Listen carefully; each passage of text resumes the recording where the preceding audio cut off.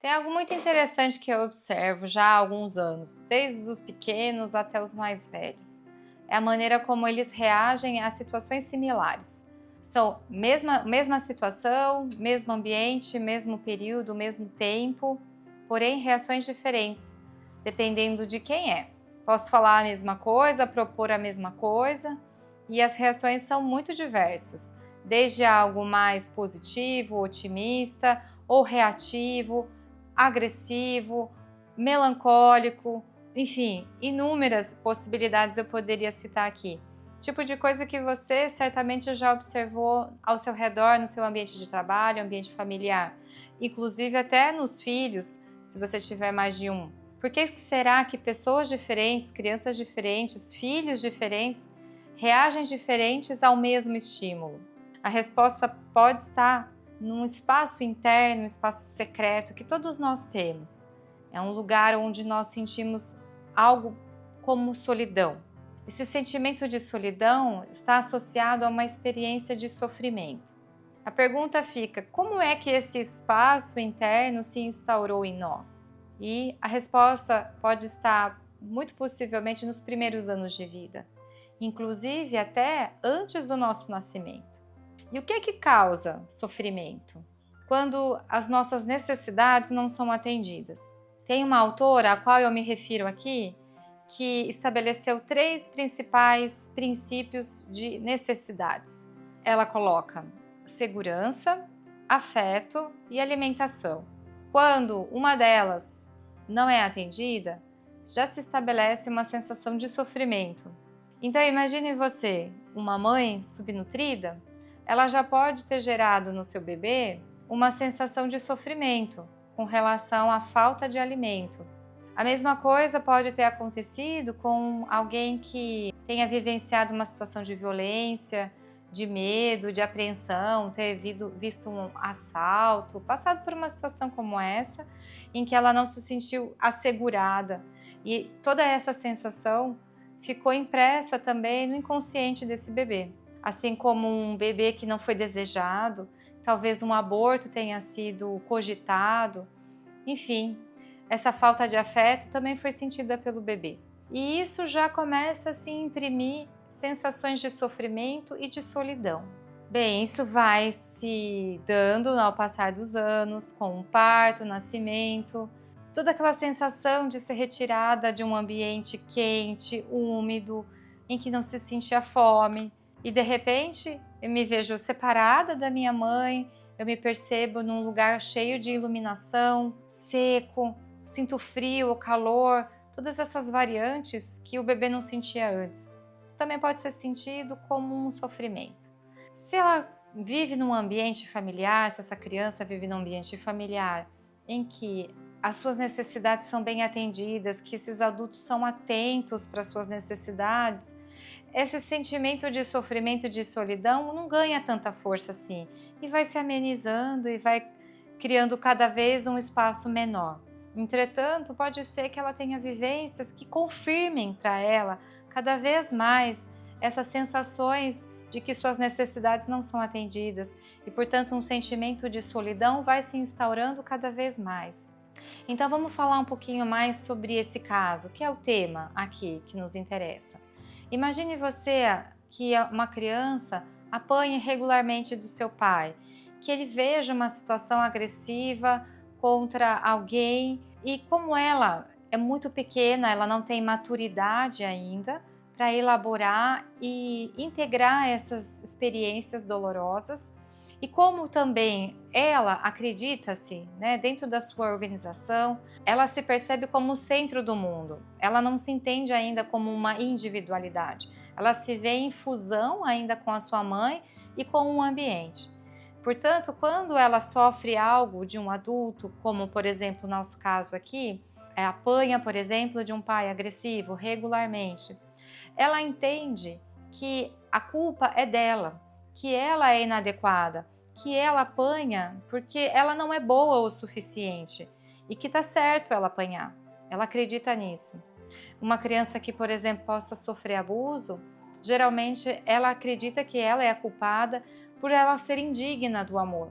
E essa sensação que se constrói nesse ambiente interno, ele vai ter seguimento na vida adulta, ele segue assim, né? Essas crenças e essas percepções inconscientes, elas vão moldando a nossa maneira de entender o mundo e a nossa relação com ele. É muito importante deixar isso claro. Por que esses primeiros anos de vida, eles são tão relevantes para o desenvolvimento? A criança, ela não consegue responsabilizar o adulto pelos seus atos. Ao contrário, ela entende e usa isso contra si mesma, gerando sentimentos como não merecedora do amor, como culpada, como responsável pelos atos ruins que acontecem contra ela, gerando sentimentos como medo, vergonha. Vai se tornando cada vez mais fechada, vai sentindo que esse espaço se torna cada vez mais consolidado dentro de si. Numa situação favorável, o que aconteceria? Vivências de sofrimento, elas poderiam ser atravessadas de maneira que esse sofrimento se tornaria um instrumento de crescimento. Afinal de contas, quantas biografias, quantas histórias não conhecemos a respeito de pessoas que viveram situações difíceis na vida e que depois disso se tornaram muito fortes, pessoas realmente relevantes, fazendo grandes modificações sociais consigo mesmas e com os outros. Essa situação, ela se torna possível quando existe um adulto testemunha. Esse termo foi trazido por Alice Miller. Esse adulto testemunha é aquele adulto que está diante da criança e que a acompanha nesse momento de sofrimento e que ajuda a compreender de que as ações ruins que aconteceram com ela, seja por um adulto, por uma fatalidade, um luto, algo nesse sentido, que esse adulto consiga mostrar para ela que ela não é responsável. Esse adulto testemunha, ele faz toda a diferença nesse processo de sofrimento. E a gente pode citar situações imponderáveis do destino, que, enfim, a criança se coloca naquela situação sem que alguém tenha feito algo contra ela, como, por exemplo, um acidente, uma doença familiar, algo que vai imprimir nela um sofrimento que não terá as suas necessidades atendidas, mas que tem esse adulto testemunha que está ao lado dela, amenizando esse sentimento, fazendo com que ela não se sinta sozinha. Essa é a grande diferença da maneira que o sofrimento pode gerar cada vez mais esse espaço interno de solidão, ou pode se tornar, em certa medida, um instrumento de crescimento. Entretanto, muitos de nós talvez não tenham tido esse adulto testemunha que nos ofertou carinho, compreensão durante esses períodos. E o que acontece? É que esse espaço que foi sendo forjado internamente, ele fica ali. Nós crescemos, nos adaptamos, compensamos aqui e ali. E nos momentos de crise, esse espaço, essa criança que ficou ali dentro, ela grita, ela esperneia e ela se faz ser percebida. Nesses momentos, as pessoas podem, nós todos, podemos reagir completamente diferente, o oposto do que somos normalmente.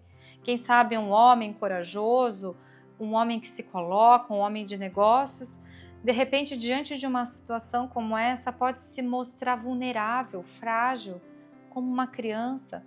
Uma mulher que geralmente é delicada, dócil, tem um trato, de uma forma, de uma delicadeza, de repente pode se mostrar áspera, agressiva, completamente diferente de como age normalmente.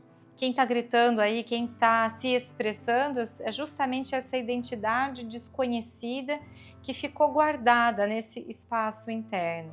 E geralmente a gente não quer olhar para esse sofrimento, não quer olhar.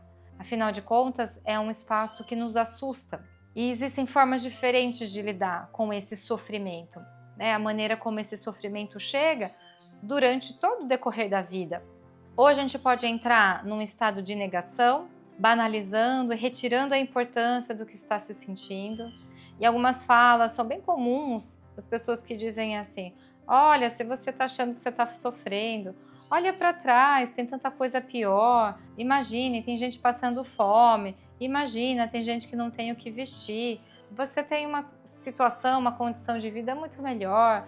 Não é sofrimento, né? Então, a gente mesmo faz essas narrativas internas dizendo isso para nós mesmos, tentando mitigar o sentimento de sofrimento, minimizando, banalizando. Essa é uma forma de negar, dizer, não, imagina, esse sofrimento, o que eu estou vivendo aqui não é nada com relação ao que as pessoas passam na África, em situações de guerra.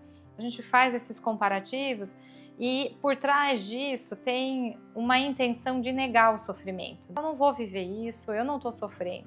Uma outra polaridade é ao contrário, é me sentir vitimizado. E aí nessa situação eu me sinto passivo, eu sinto que eu tenho que suportar de uma maneira passiva todo o sofrimento e toda a dor. Isso tira de mim a responsabilidade da parte que me cabe. Isso me faz lembrar, e é por isso que me tocou tanto realmente esse encontro com essa autora. Eu fui à palestra dela quando ela trouxe e falou sobre esse livro, comprei esse livro também, porque eu me lembro de quando eu era pequena, eu tinha ali por volta de uns 5, 6, assim, depois por todo o resto da vida, eu tinha muitas dores abdominais. Dores agudas, espásticas, sempre muito desconforto. E eu me lembro de que eu só fui descobrir que isso era dor com 30 anos. Só aos 30 anos que, motivada por uma outra razão, por um problema de pele, que eu já também eu falei, eu não aguento mais, eu não sei mais o que fazer, com uma rosácea que avançava. E aí uma vez eu estava pesquisando e vi uma pessoa dizendo que ela conseguiu resolver a rosácea dela fazendo um jejum e falando sobre glúten, sobre laticínio. Eu falei, bom, eu acho que eu não consigo. Ela falou, fiquei uma semana sem comer e eu curei a minha rosácea. Eu pensei, olha, eu acho que eu não consigo ficar uma semana sem comer, mas eu acho que tirar o glúten e tirar o leite eu consigo. E aí foi o primeiro momento que eu comecei a perceber o que acontecia comigo quando eu tirava o glúten e o leite, que eu não tinha mais aquela dor. Porque no meu entendimento, como eu cresci sentindo dor, a minha percepção é de que aquilo não era dor, que todo mundo sentia isso, que aquilo era sensação de barriga, que a barriga era assim de todo mundo. Eu não sabia que aquilo era dor e que eu tinha que fazer alguma coisa para resolver aquilo. Então, para mim, fica muito claro que existem diversas nuances das quais a gente pode estar tão imerso que a gente para de ter um entendimento de que aquilo precisa ser combatido. E eu me lembro como que eu tinha questões assim com a alimentação, muita seletividade, eu comia pouco e eu me lembro de ter muita fome. À noite, muitas vezes eu acordava de madrugada, eu não conseguia dormir de tanta fome que eu tinha. E eu não tinha coragem de chamar alguém, eu tinha medo de ser repreendida. Então eu me lembro de muito frequentemente sentir fome e aquela dor da fome. E eu também não entendia que eu precisava fazer alguma coisa. Então essas necessidades não atendidas fizeram com que eu projetasse isso não só para negligências com relação ao corpo, mas com relação aos relacionamentos com outras pessoas. Então eu sempre aceitei muito situações abusivas contra mim, porque eu criei um entendimento de que eu tenho que suportar a dor, eu tenho que suportar passivamente. Eu não conseguia entender que eu podia colocar limites nas pessoas, nas situações. Então é muito profundo realmente isso. E eu só consegui olhar para isso quando eu entendi o meu padrão e que em algum momento lá da infância eu fiz esse entendimento, eu preciso suportar. E que ninguém me mostrou que eu tenho necessidades e eu preciso me mobilizar para atender essas necessidades, né? Bom, voltando. Acho que o primeiro passo é você se identificar como é que eu lido com o sofrimento. Eu nego ou eu me vitimizo, me sinto numa situação passiva com relação ao sofrimento, né? E o problema da gente não se perceber e não querer olhar para esse espaço interno, esse espaço de sofrimento e de solidão, é que a gente se sente dividido, a gente se sente fragmentado. A gente sente que aqui no ambiente social eu consigo manter uma posição, mas eu sei que internamente tem algo meu que é muito frágil. Eu sei que num ambiente é que eu consigo conter aqui as minhas impulsividades, a minha agressividade, mas internamente eu tenho uma raiva danada, a qual eu estou repreendendo. Então, essa sensação de fragmentação faz com que eu não me sinta potente e capacitada no meu maior potencial, porque eu estou dividida. Então, eu fico com conflitos internos. Eu sinto que Deus é amor, mas penso que posso ser abandonada. Eu sinto que eu tenho uma família, mas internamente eu sinto que eu não pertenço, que eu estou excluída.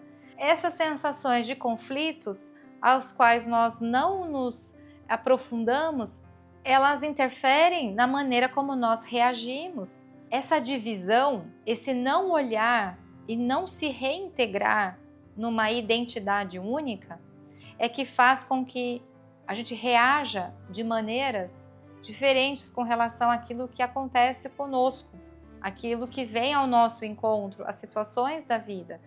Quem fala alto na reação não é essa pessoa com a qual eu me identifico aqui, né? A minha máscara social.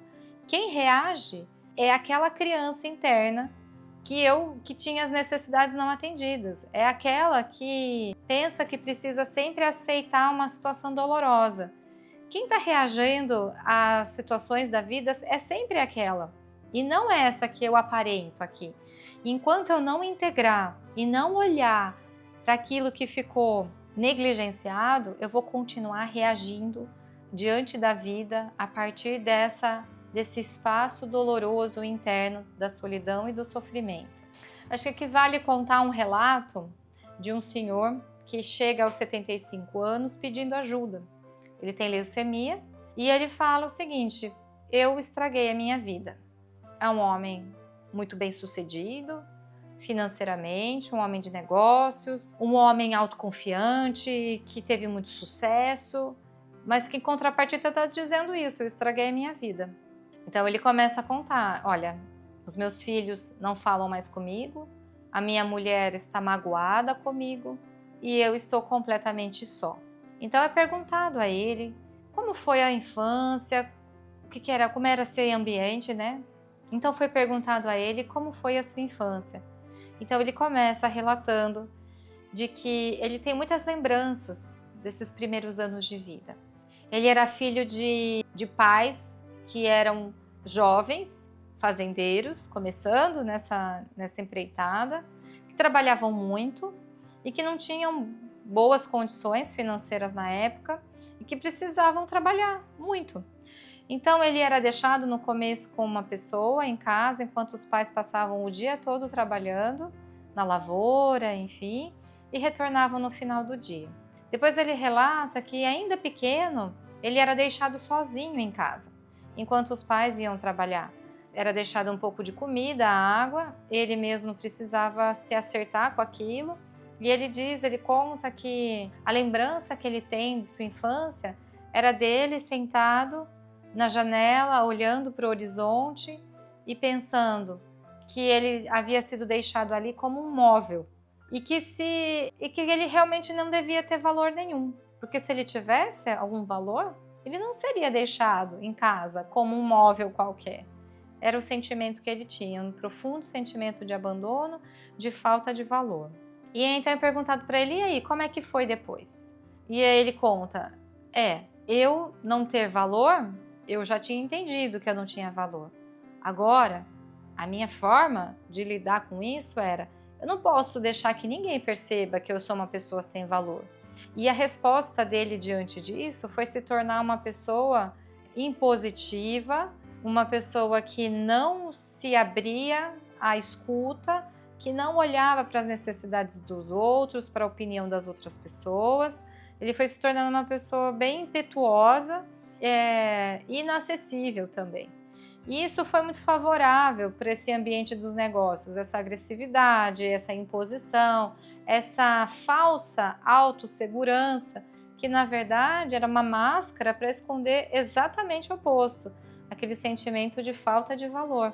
Dessa maneira ele cresceu, ele conseguiu conquistar status, uma vida financeira bem-sucedida, teve um relacionamento, um casamento, filhos, E justamente ele levou para esse relacionamento, no casamento, a mesma maneira que ele lidou a vida inteira com tudo.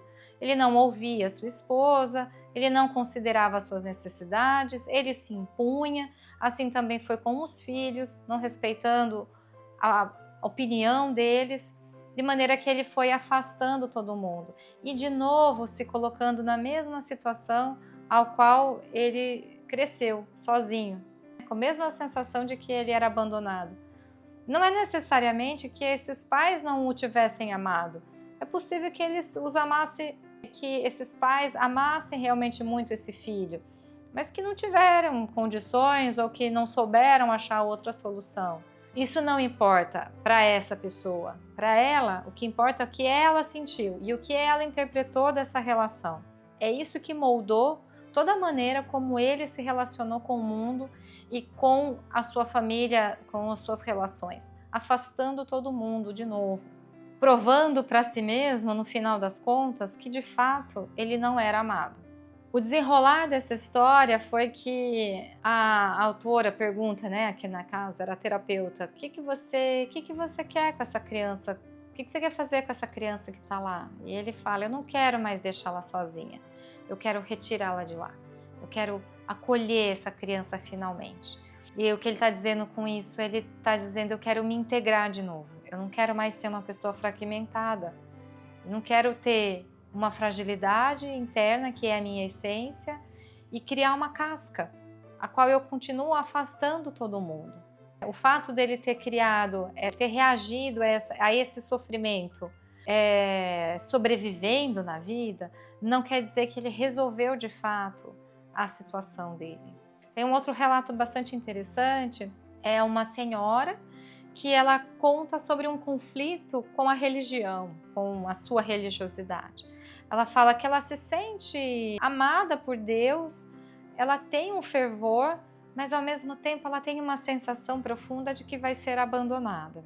E então, em pesquisa com relação à sua infância, essa senhora, a descobrir de quando ela era pequena, ela tinha questões pulmonares, respiratórias. E sua mãe acreditava que ela precisava ser exposta ao tempo, ao sol, ao vento, para que ela se fortalecesse.